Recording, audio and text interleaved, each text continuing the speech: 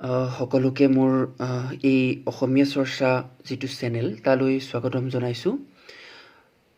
মোৰ আগৰ যিটো ভিডিঅ' আছিলে সেই ভিডিঅ'টোত আমাৰ অসমীয়া ভাষাৰ উদ্ভৱ সম্পৰ্কে মই কিছু কথা কৈছিলোঁ।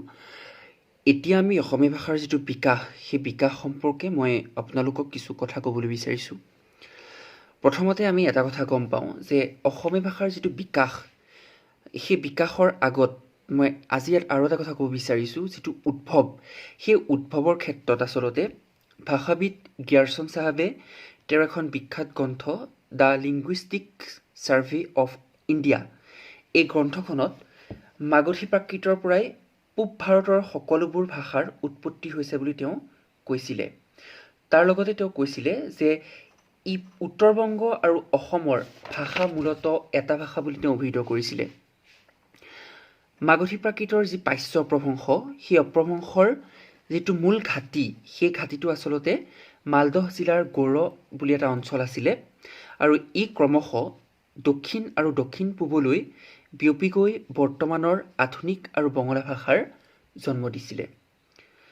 ইয়াৰ লগতে যে এই দক্ষিণলৈ যোৱাৰ উপৰিও গংগাৰ উত্তৰ পূবলৈ প্ৰসাৰ লাভ কৰিছিল আৰু শেষত উত্তৰ বংগ আৰু অসম উপত্যকাত বিয়পি পৰিছিল আৰু তাৰ পৰাই কি হৈছিলে আমাৰ অসমীয়া ভাষাৰ জন্ম হৈছিলে। যে কালি মই যিহেতু এইটো কথা কৈছিলোঁ, এতিয়া কথাটো হ'ল যে অসমীয়া ভাষাৰ এই বিকাশটো কেনেদৰে হৈছিলে। অসমীয়া ভাষাৰ বিকাশৰ ক্ষেত্ৰত বিভিন্নজন পণ্ডিতে বিভিন্ন ধৰণে আচলতে মন্তব্য দিছে। তাৰ ভিতৰত বাণীকান্ত কাকতিয়ে এটা বিশেষ কথা কৈছিলে যে তেওঁ কৈছিলে যে অসমীয়া ভাষাৰ যিটো বিকাশ সেই বিকাশটো আচলতে তিনিটা স্তৰৰ মাজেদি বিকশিত হৈছিলে। সেইকেইটা হৈছিলে প্ৰাচীন অসমীয়া, মধ্য অসমীয়া আৰু আনটো হৈছে আধুনিক অসমীয়া।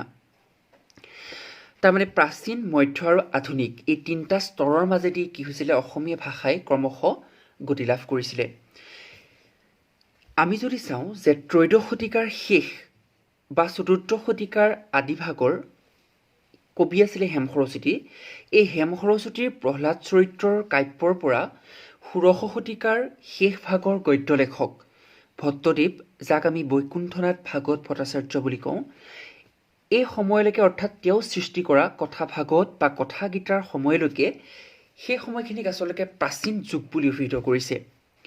ইয়াৰ পাছত যিটো মধ্যস্তৰ অৰ্থাৎ মধ্য অসমীয়া, এই মধ্য অসমীয়াত আমি মূলতঃ দুটা স্তৰ প্ৰাক শংকৰী আৰু শংকৰী। আমি এইটো জানো যে প্ৰাক শংকৰী যুগৰ শ্ৰেষ্ঠ কবি মাধৱ কন্দলী বা শংকৰী যুগৰ শংকৰদেৱ মাধৱদেৱকে প্ৰমুখ্য কৰি যিসকল কবি সাহিত্যিক আছিলে সেই সময়ৰ সাহিত্যখিনি ইয়াত অন্তৰ্ভুক্ত হৈছে।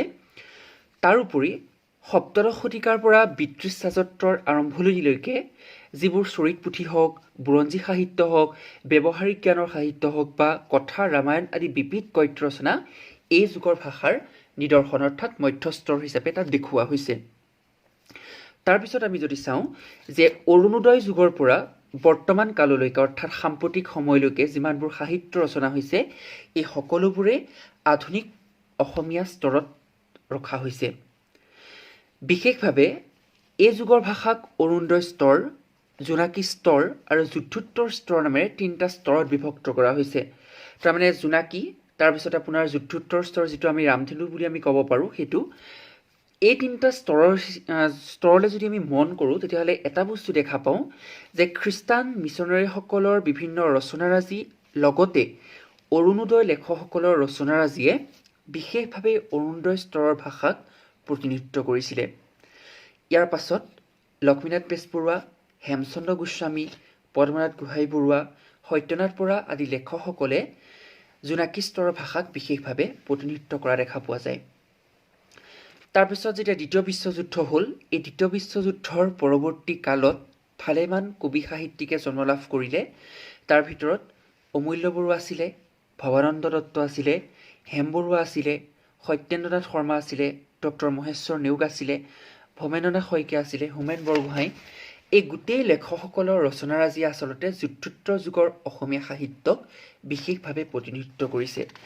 তাৰমানে অসমীয়া ভাষাৰ যিটো বিকাশ সেই বিকাশটো আচলতে তিনিটা স্তৰৰ মাজেদি আমি দেখুৱাব পাৰোঁ।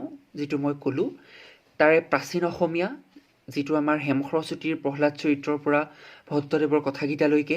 দ্বিতীয় স্তৰটো আচলতে মধ্য অসমীয়া, যাক আমি প্ৰাক শংকৰী বা শংকৰী যুগৰ পৰা আপোনাৰ অৰুণোদয় যুগৰ সাহিত্য ইত্যাদিও আমি তাত দেখুৱাব পাৰোঁ। অৰুণোদয় নহয়, আপোনাৰ ব্যৱহাৰিক জ্ঞানৰ সাহিত্যলৈকে। আৰু তৃতীয় স্তৰটো হৈছে আপোনাৰ অৰুণোদয় যুগৰ সাহিত্যৰ পৰা আমাৰ বৰ্তমান সাম্প্ৰতিক সময়লৈকে এই তিনিটা স্তৰ। এই তিনিটা স্তৰৰ মাজেদিয়েই ক্ৰমশঃ অসমীয়া ভাষাই বিকাশ লাভ কৰিছিলে। যে এনেদৰে যদি আমি চাওঁ তেতিয়াহ'লে এটা কথা বিশেষভাৱে আমি দেখা পাওঁ যে মাগধী প্ৰাকৃতৰ পৰা খ্ৰীষ্টীয় 10ম শতিকামানত জন্ম লাভ কৰা এই অসমীয়া ভাষাই ক্ৰমশঃ প্ৰাচীন আৰু মধ্যস্তৰ অতিক্ৰম কৰি আধুনিক ৰূপ পৰিগ্ৰহ কৰিছিলে। ধন্যবাদ।